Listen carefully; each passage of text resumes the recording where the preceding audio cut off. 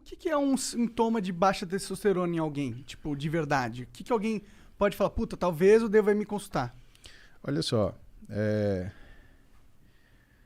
difícil falar baixa testosterona porque muitas vezes, Monark, o paciente ele tem uma testosterona que é baixa, mas para ele é normal. A gente chama isso de RCV, Reference Change Value, né? O que a gente estuda no consultório? A gente estuda o paciente. Então, a gente tem uma planilha onde a gente avalia exames a cada 2 ou 4 meses. Então, a gente tem uma linha do tempo do que é o exame desse paciente. Então, tem muito paciente que a testosterona normal dele é 450. Tem outros que a testosterona normal é 850. Tem aí, tudo aí no meio. Tá? Então, é difícil falar o que é o sintoma da baixa testosterona. Eu posso te falar o que é sintomas que você deve procurar o médico. Tá? Então, vamos começar um por um. Que se você tiver esses sintomas, alguma coisa você vai achar. Primeira coisa, percepção de que você está mais cansado para fazer as coisas que você normalmente fazia. Essa percepção de mais cansado, ela pode se manifestar de duas formas. Primeiro, uma sensibilidade maior ao esforço, ou seja, você faz um esforço menor e você se sente mais incapaz de lidar com ele. Segundo, uma incapacidade de continuar funcionando em um meio de esforço. Antes você sentia o cansaço e conseguia seguir adiante. Hoje você não consegue mais. Terceira coisa, você pode ter alterações do que é a sua percepção de fome e saciedade. São coisas diferentes. Fome, quero comer. Saciedade, consigo parar de comer quando eu quero. Capacidade anorexígena, capacidade de não comer. Normalmente, esses estados de cansaço, eles fazem com que o teu corpo interprete que existe uma necessidade de energia. Então, você começa a perder o controle da sua capacidade de se alimentar. Isso é um sinal que tem alguma coisa errada com você, porque isso já é um controle central, é um controle neurológico. A gente tem sistemas muito delicados que cuidam disso. Interessante. E você tem que ser capaz de parar de comer quando você começa e você tem que ser capaz de não comer quando você não quer. Só que não comer quando você não quer já é uma coisa que demora mais para você perder. Que é a primeira coisa que a gente perde a capacidade de parar de comer quando a gente começa. Outras coisas interferem aí e que tem muita relação com função hormonal. Né? Não só de testosterona, hormônios sexuais, mas tem função, o estradiol também conta nisso, mas tem função, por exemplo, tireoide. Né? A tireoide ela dá uma sensação de tão baixa energia que o sujeito, um dos sintomas se chama sugar craving. Né? A pessoa precisa de açúcar. Por que ela precisa desse açúcar? Porque toda vez que você come um açúcar simples, e fique atento se você tem essa sensação, principalmente se você come açúcar e de repente você tem um ânimo que aparece do nada. Toda vez que você come açúcar, você transforma uma grande quantidade de T4, que é um hormônio estocado, em T3, que é o hormônio ativo. E essa transformação, ela te dá uma disposição. Isso é uma coisa que... Isso acontece comigo, hein? Sim, isso que eu ia falar. Às vezes em quando eu falo, nossa, preciso de um doce, do mano. nada, caralho, preciso de comer um doce. Mas você percebe que preciso de um doce não é uma coisa real? O real é, preciso de comida, por que eu não preciso de um churrasco? Porque o churrasco não vai dar aquela sensação de... Exatamente. Então, o que está acontecendo? Por que tem essa sensação de... é isso que é o lance. Entendi. Outra coisa, variação do paladar. A gente tem uma necessidade de comer algumas coisas que necessariamente o nosso cérebro ele meio que sente falta disso. Tem um nome muito engraçado, vocês vão rir, chama pica gravídica. Sabia que vocês vão rir. Pica gravídica. Não tem como não rir, né? Não Porra. tem. Os dois são bons, tá e é ligado? um nome que uma parte complementa a outra, né? Que faz sentido, né? Mas, por exemplo, é aquela história de mulher grávida ter vontade de comer tijolo, cabo de vassoura, né? Por que é isso? Isso daí é uma alteração, não deixa de ser uma alteração nutricional e que muitas vezes tem relação com alguma função metabólica que não está organizada. Sensação de mal-estar depois que você come, aquela sensação que você fala, nossa, agora eu queria um caixão para morrer e ressuscitar, né? Isso também é um mau sinal. E eu acho que eu preciso me consultar com você, cara. Cara, tudo isso que você tá falando aí, tirando o lance do açúcar, porque eu não sou muito chegado, não. Mas o lance de... Quando você falou que, porra, quando o teu corpo tá cansado, ele começa a achar que tá faltando energia que tu quer comer, pá. Porra, tu me definiu, cara. Não, mas é verdade. Aí você percebe que assim, você nem tá com fome, mas você quer comer. E sabe qual é o grande problema? E assim, tem uma série de outros sintomas. Se a gente for começar a falar, então a gente vai de cima para baixo. A gente nem começou a falar dos neurológicos. Ainda tem cognição, tem memória, sensação de recompensa. controle da ansiedade, da agressividade e da Sensação de irritabilidade. recompensa. Fala um pouquinho dessa da sensação de recompensa. Sensação de recompensa, a gente está falando do que é a organização de alguns núcleos no nosso cérebro, tá? Então... Porque eu não sinto essas... Eu não tenho mais essa parada, tá ligado? Claro um que bagu- tem, você fica mó feliz que você ganha de alguém no jogo, porra. Não, mas não, porra, não é disso que eu tô falando. Mas esse é o mesmo Não, eu tô mecanismo. falando de, pô, por exemplo, eu não... Os caras falam pra mim assim, porra, pô, maneiro o trabalho que tu tá fazendo, ou coisas do tipo assim, no macro, não tô falando de um joguinho, tô falando no macro, a minha sensação é sempre de indiferença. Blazer. É. Então você está falando de dopamina e adrenalina, tá? Isso você vai entender, você nunca mais vai esquecer, tá? O nosso cérebro, ele tem linhas de nos proteger, tá? E essas linhas de proteção, elas alteram que a nossa tomada de decisão. Então existe um equilíbrio muito perfeito entre alguns locais. Vou falar os nomes para você escutar uma vez. Striatum dorsalis, núcleo accumbente, amígdala e núcleo ventromedial do córtex pré-frontal. Esses são 4 que a gente lida com mais frequência, tá? O striatum dorsalis é um núcleo de neurônios no nosso cérebro onde ele fica medindo constantemente os títulos de alguns neurotransmissores. Neurotransmissor, ele é simplesmente uma substância química que transfere uma informação de um elétron de um neurônio a outro. Perfeito, obrigado. E esses neurotransmissores, quando a gente olha isso, quais são os que a gente olha com mais frequência? Dopamina e noradrenalina. A dopamina é aquilo que desperta a tua iniciativa de fazer as coisas. Ela está concentrada aqui na sua região frontal da cabeça, que é o núcleo ventromedial do córtex pré-frontal, por exemplo. Por quê? Porque essa área, Igor, é o grande simulador do seu organismo. Então, se eu te chamar para, por exemplo, comer um ceviche, você simulou peixe cru, não quero. Paulo, obrigado, não gosto. O que não acontece, por exemplo, quando você está bêbado.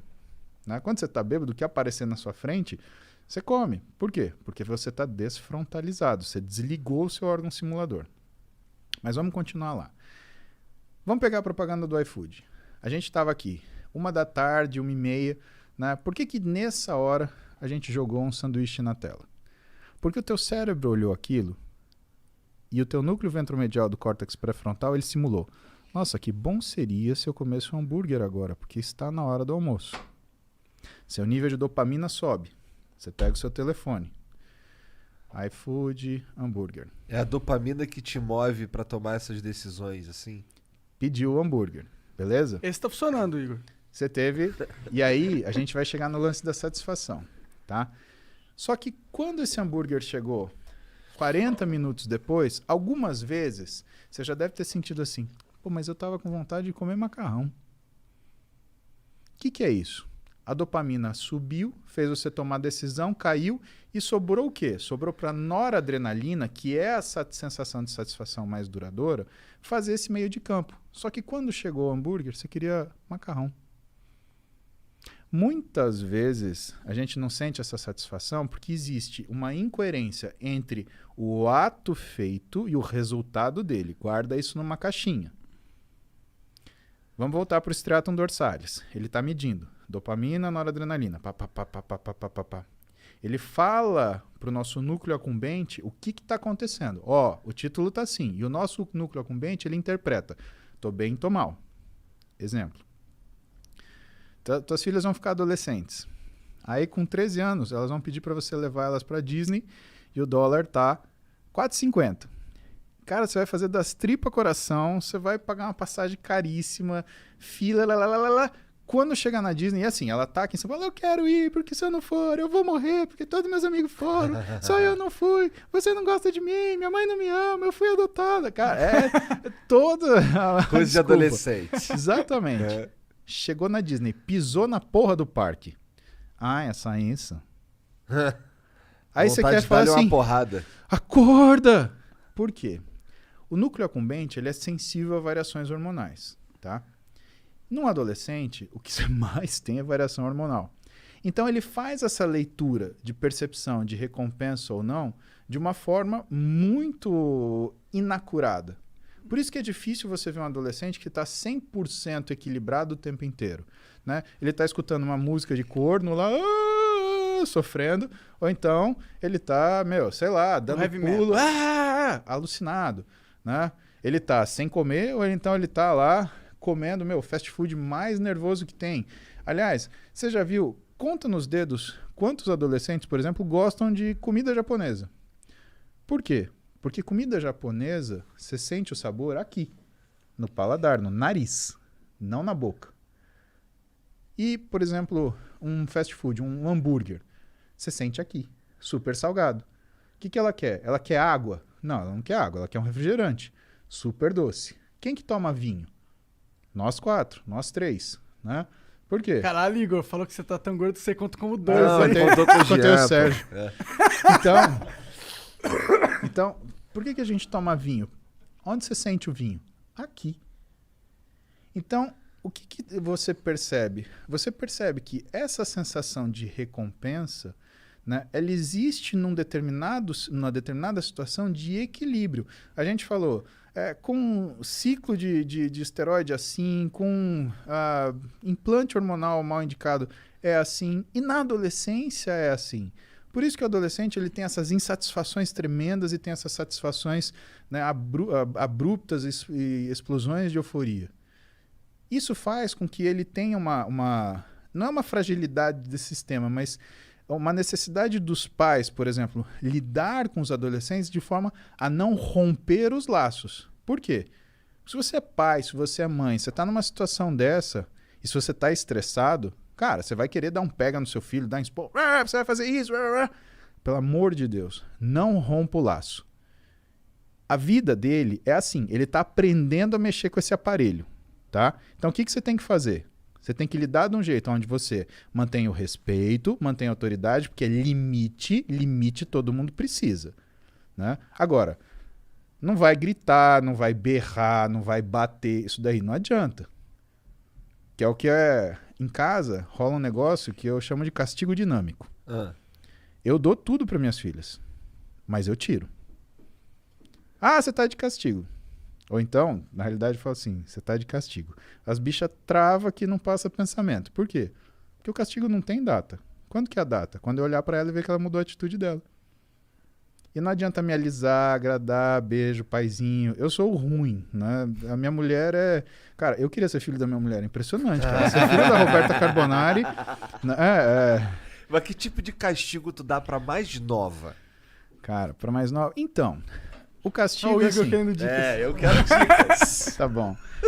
Cara, a Duda e a Clara, elas são completamente diferentes. Elas são maravilhosas naquilo que elas são. A Duda tem 17, é uma mulher, né? Ela tem muita iniciativa, ela tem muita argumentação e ela é uma pessoa muito de agir, né?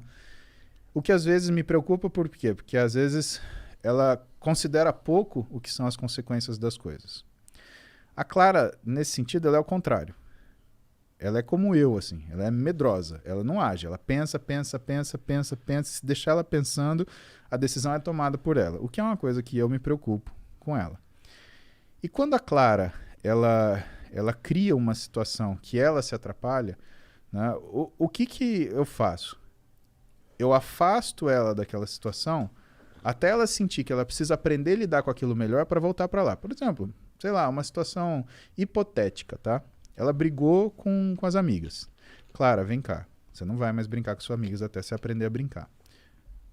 Ah, mas foram elas falaram isso. Assim, tudo bem.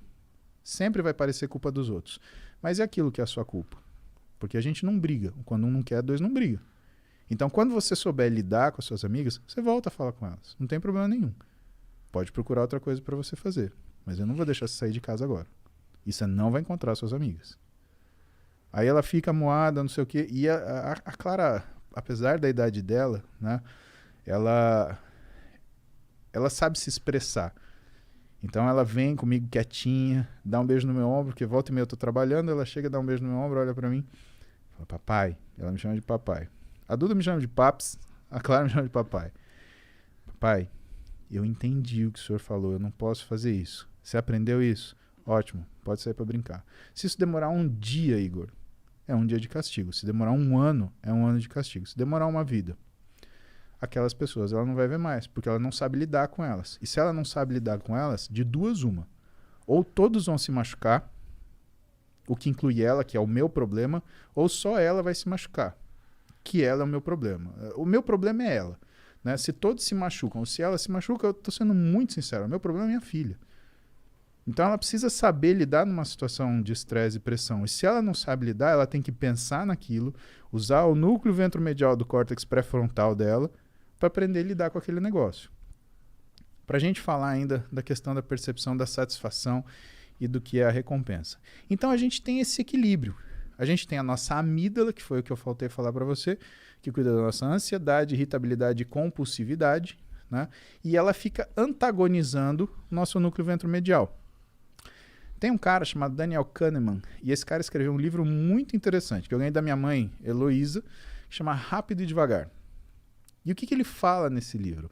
Ele fala justamente, ele faz uma análise através da neurociência do que são as nossas tomadas de decisão. Aquilo que você não pode responder na hora. Se você não precisa se defender de uma agressão imediata, nunca tome essa decisão. Pare. Pense. Você está tirando da sua amígdala, que vai responder com agressão, ansiedade e compulsão. E você está jogando para o seu córtex ventromedial, que vai simular aquela situação, as potenciais, né, complicações, e aí vai avaliar aquilo que vai acontecer. Passagem da história, vamos dar um exemplo disso. Elizabeth I, ela foi rainha da Inglaterra, ela foi traída por uma outra rainha que foi deposta, que era católica. Elizabeth I era protestante. Rei Filipe, que era o rei da Espanha, a Espanha era a potência dominante na época, né? Uma potência navegadora, tinha uma esquadra de navios maravilhosa, né? Extremamente potente. Eles estavam fazendo uma conspiração. Para quê? Para depor a rainha Elizabeth, que era protestante, né? E empossar a rainha, outra rainha católica. Tudo bem. Ele começa um trânsito de mensagens entre o rei Filipe e essa rainha, né? E eles fizeram isso com um único propósito, de fazer o quê? De que essas mensagens fossem descobertas. Por quê? Porque uma vez descobertas essas mensagens, ia-se saber que, ou ia-se acusar a rainha católica de traição. E a punição para traição ao reinado e à rainha é morte. Rainha Elizabeth, seguindo o que era o conselho dos seus conselheiros, condenou a rainha católica à morte e cortou-lhe a cabeça. Rei Filipe fez o quê? Você matou ou ordenou o assassinato de uma rainha católica. Isso, pela lei do papado, é contra o princípio do seu reinado. A gente vai fazer guerra com você. E ele entendeu isso como uma declaração de guerra. Se ela tivesse parado um minuto para pensar e falar assim, esses caras querem que eu mate essa mulher, ela nunca ia ter feito isso. Bom, o que aconteceu na história? Essa história, né, eu não lembro o nome da batalha, mas o fato é que a esquadra espanhola foi em direção à Inglaterra, teve uma tempestade descomunal, afundou a esquadra espanhola e só por isso que a Inglaterra não passou para o domínio da Espanha e se tornou novamente católica à frente dessa rainha que eu não lembro o nome. E por isso que a rainha Elizabeth ela permaneceu. Mas isso é um exemplo na história disso. Sorte aí. Quem dá cu da sorte. Exatamente. E é aquela história. E aí você para pensar. Cara, vale a pena separar 2 minutos para você pensar no que você vai fazer? É. Vale. Quanto isso tempo... mudou um pouco a minha vida, cara. Esse lance de pensar antes, tá ligado? Porque, porra, eu já fui um cara difícil de lidar, tá ligado? Que tudo respondia que assim, sem pensar muito. E depois que a merda tava feita, eu, caralho, fiz merda. Igor, ninguém é fácil de lidar. Só a gente é fácil de lidar. Você já parou pra pensar que você pode olhar pra você ontem que é uma coisa desleal com você e falar que você era um cara difícil de lidar. Por que é desleal com você? Porque você tá olhando para um Igor de 15 anos, 20 anos, a partir da visão de um Igor de 30 e tantos. Quantos anos você tem? 36. Desculpa. Você tá olhando para você 18 anos atrás com a visão do Igor de 36. Faz isso, cara. Isso é culpa. Isso é ruim. Isso te machuca. Porque ninguém é fácil de lidar. Tem gente que finge ser fácil de lidar. Mas ninguém é. Todas as pessoas querem o que elas querem, do jeito que elas querem, na hora que elas querem. E se elas não têm isso, as que são mais... como fala? As que são mais ardilosas, elas criam mecanismos para chegar nessa situação. As que são mais impulsivas, elas querem tomar aquilo na briga, que não tem um jeito certo e errado. Aquilo são formas. Né? Você não consegue qualificar isso. Né? Então, o que faz a gente, na verdade, observar isso é um amadurecimento que você foi submetido. Você foi obrigado a pensar 2 vezes. Todos nós tivemos situações onde nós fomos viscerais e fomos, né, extremamente agressivos. A questão é, o que custou para a gente mudar? Pensa no que você passou de vida, o que você enfrentou, as coisas, os nãos que você levou. Cara, isso é um assunto legal porque isso eu acho que vem muito de encontro daquilo que é você se conhecer. Né? A história do Rain, né? Reconhecer, aceitar, investigar e não identificar. Você foi. Né? Você não tem culpa por causa disso. Todo mundo é assim. Caralho, agora eu tô me sentindo bem. Olha lá. Que bom. Antes eu tava me sentindo merda. Por isso que ele é um médico. Que bom, meu.